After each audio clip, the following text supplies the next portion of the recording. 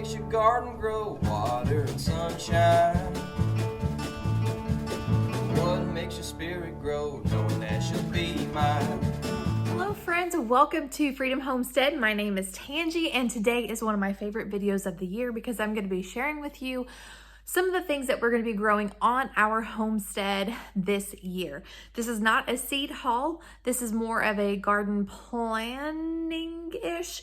So yeah, I just wanted to let you know what we're going to be growing this year. Now this is apt to change because I could change my mind. I could add to it. I could take away. We'll see. So off the top of my head, what we don't have down here right now, we have a couple of perennials already out there. So we have a strawberry bed. We have in our herb garden, we have a sage plant. We also have some thyme. I also have some garlic that's planted out there.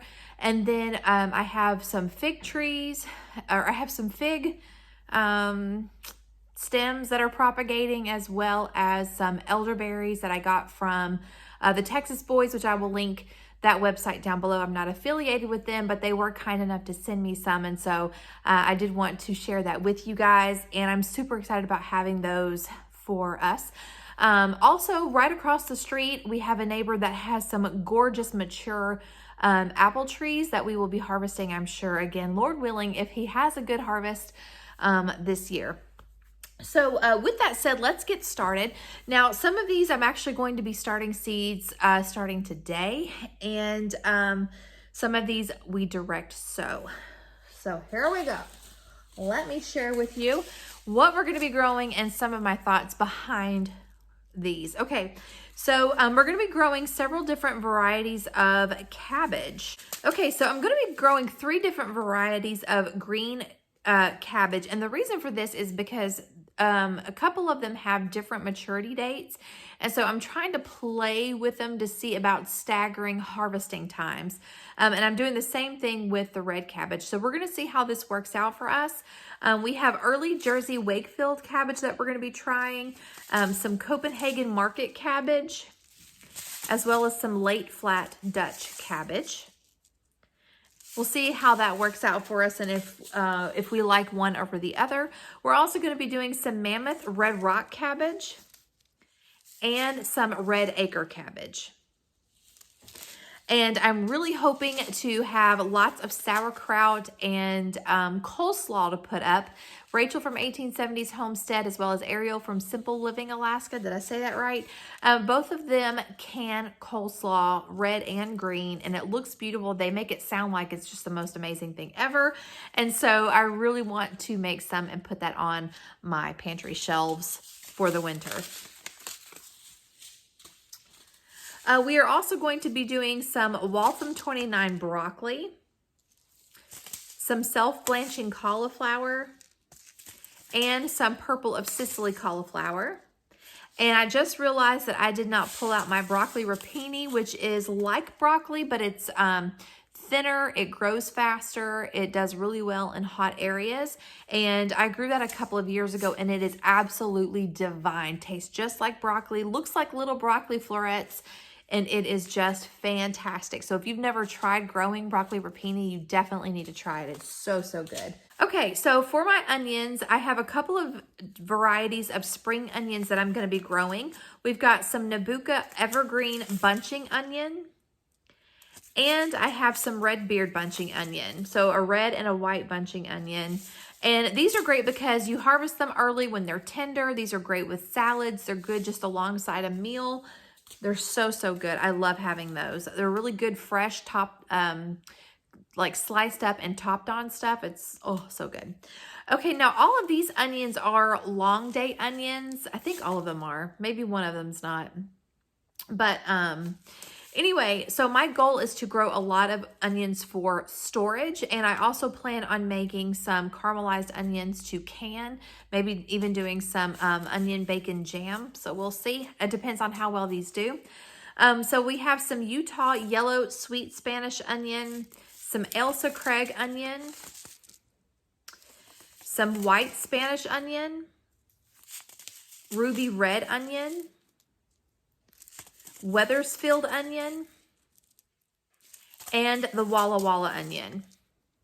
And so my goal is to eventually just have a yellow or white storage onion that I like and a red storage onion that I like. And then next year I will just grow those. So this year is an experimenting year. For herbs, rosemary. I still have some rosemary that we're using that I grew a couple of years ago.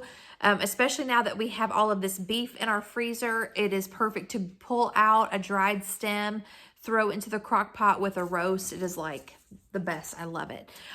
Some dark green flat leaf parsley. I'm hoping to be able to dry a bunch of herbs and just have jars and jars of dried herbs in our pantry.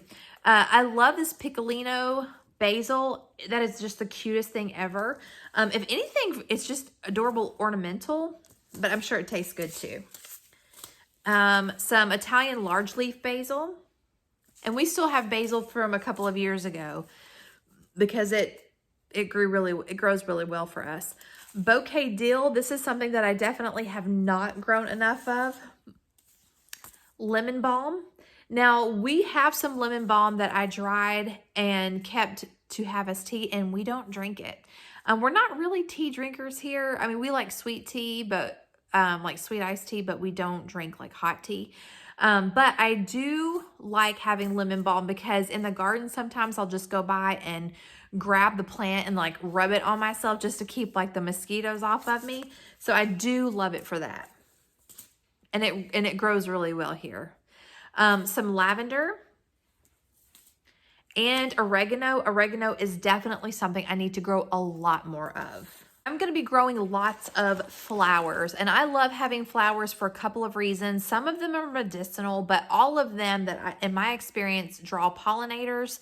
And some of these are edible, and I've tried them and I didn't like them.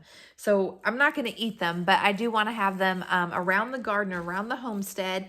And I just remembered one of them I did not pull out, which is borage. Borage is something that we will be growing this year, a couple anyway, just to see how it does.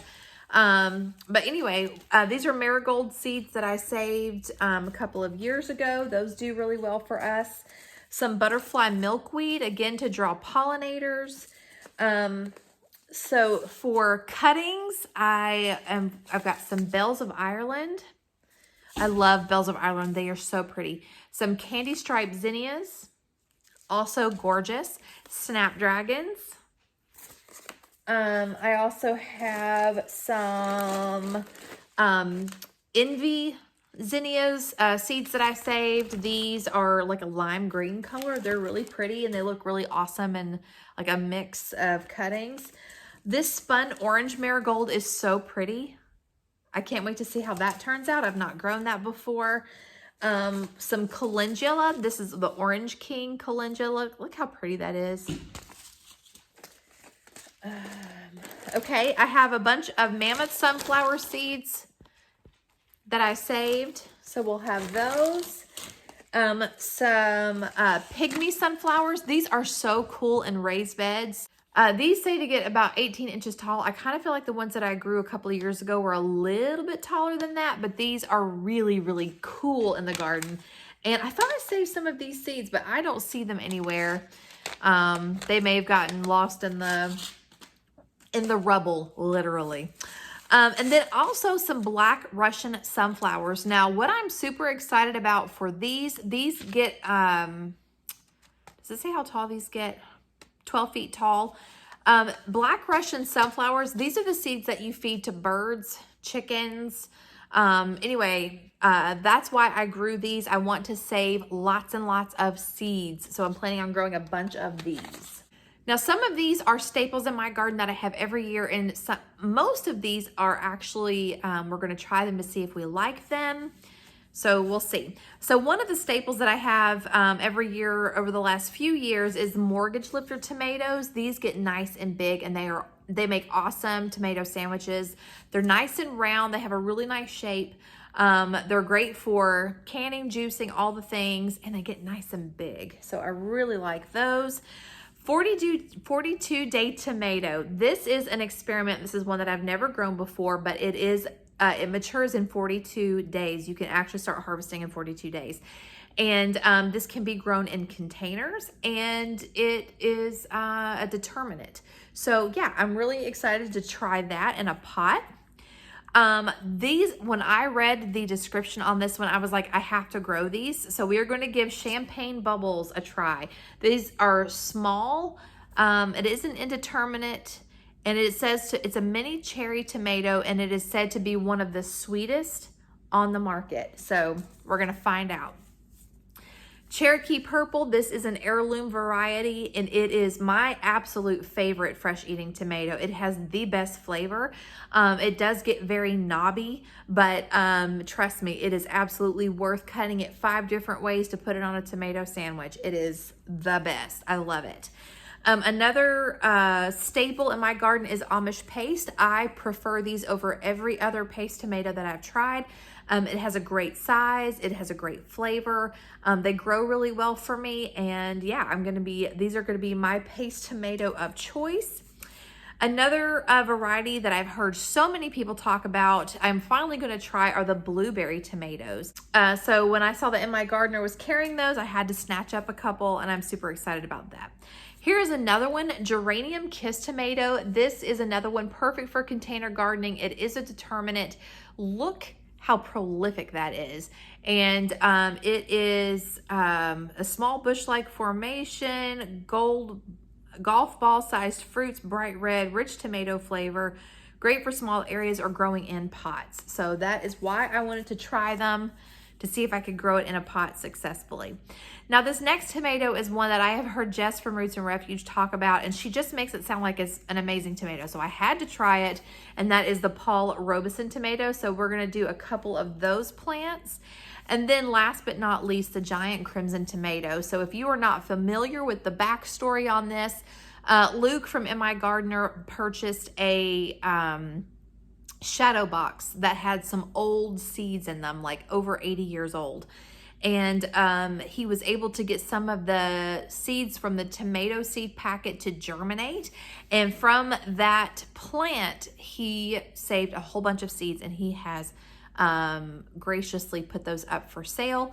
And so I was able to snatch one, and my goal is, I'm definitely going to taste some of these, but my goal is to save as many seeds as possible with that. So those are the tomatoes that we will be growing this year. So some of the greens that we will be growing are favorite. I love growing the giant noble spinach. We cut the baby greens. It freezes very well. It grows very well for us. I really, really, really like that variety.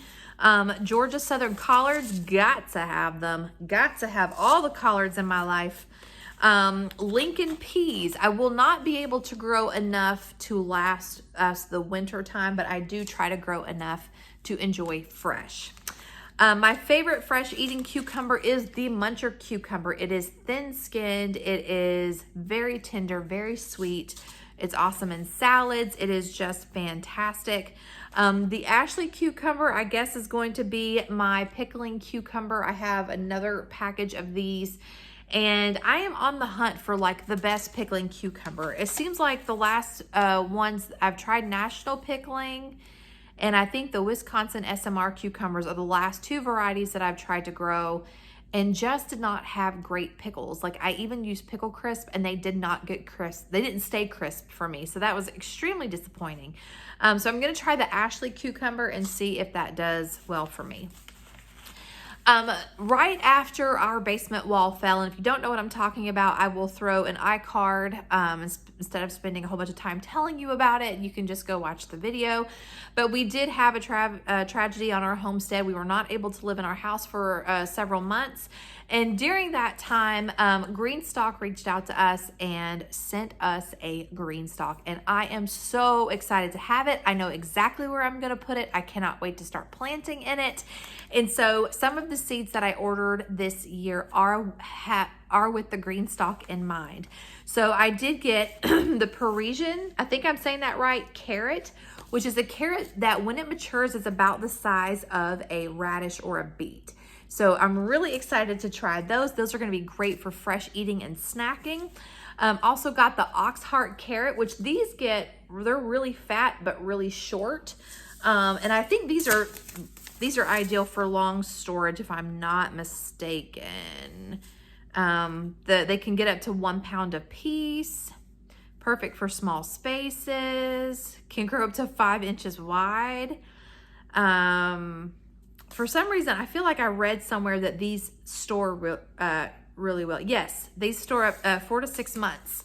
So anyway, that is, what about these 4 to 6 months? Okay, and then I also got some Danvers carrots. These I plan, if I have a good harvest, I really hope to be able to can a bunch of these. So yeah, we'll see. It also says that it stores 4 to 6 weeks, or 4 to 6 months. So we'll see. All right, lettuces.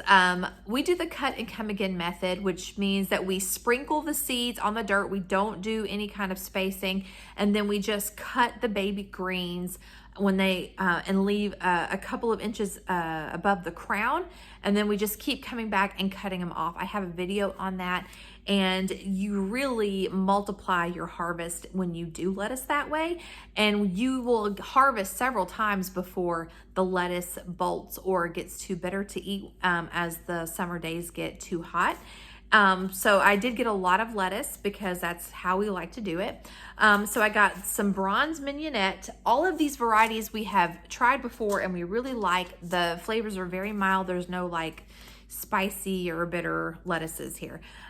Bib Butterhead lettuce, which is my absolute favorite. Butterheads and Butter Crunches are my favorite. I don't know if they're the same thing, but they kind of taste the same. Black Seeded Simpson is another good one. Very nice and mild. Tango leaf lettuce and red romaine. Beautiful colors. That's another thing I was going for, was variety in color and shapes. And then this, what is this? The ruby red leaf lettuce. All right, I think now I'm down to the squashes. Is this all of them? I guess it is. Okay, so we have some small sugar pumpkins, hoping to grow lots of those and store them. Some butternut squash.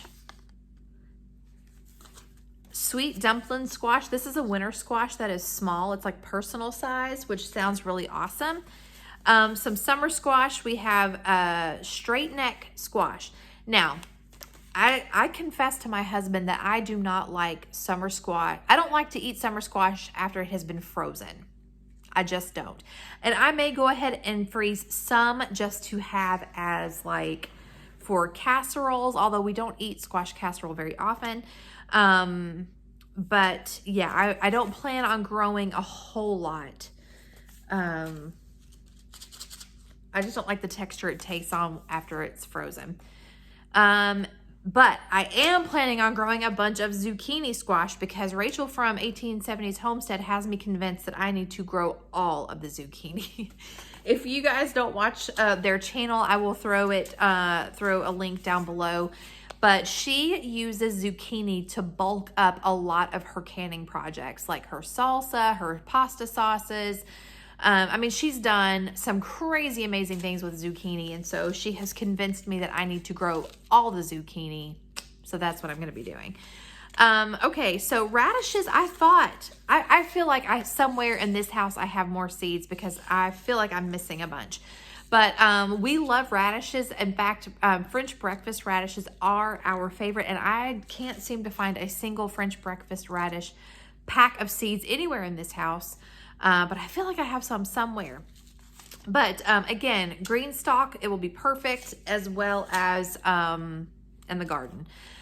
Beets, I'm the only one that likes beets. I like the Detroit Red and the Kyoga beets. These are delicious. They're sweet. They're perfect canned. They are perfect roasted. I heart beets for sure. Melons, we're going to try to grow a couple of varieties this year. I have this Minnesota Midget Cantaloupe Melon. This is a small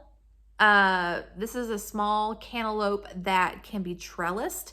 Again, personal size. I feel like since they're small, they won't take up a lot of space, especially since they're going to be grown vertically. And I cannot wait to try these.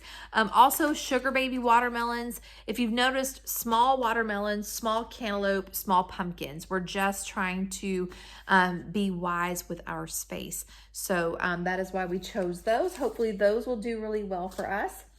And then when it comes to green beans, we love green beans. We eat them at least once a week. I'm going to try Provider bush beans. Now, I have always grown Blue Lake bush beans. When we lived in the other house, I had fantastic harvest with bush beans and Roma green beans. But here, I have just not had great luck. But I think it's because I've tried to grow them in the raised bed. But I am going to go ahead and try a different variety of bush beans. These are from Haas Tools. They're called the Provider beans.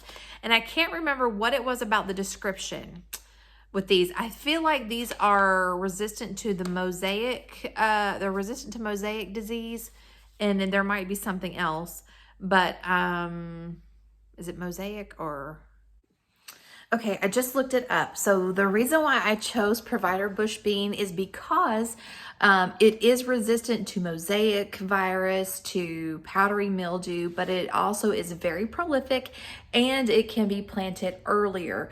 So those are the reasons why I chose that. I will link the Provider bush beans down below. And then the Blue Lake pole beans. We're going to try to go ahead and grow some Blue Lake pole beans vertical, which I have not done, but we're going to give that a try.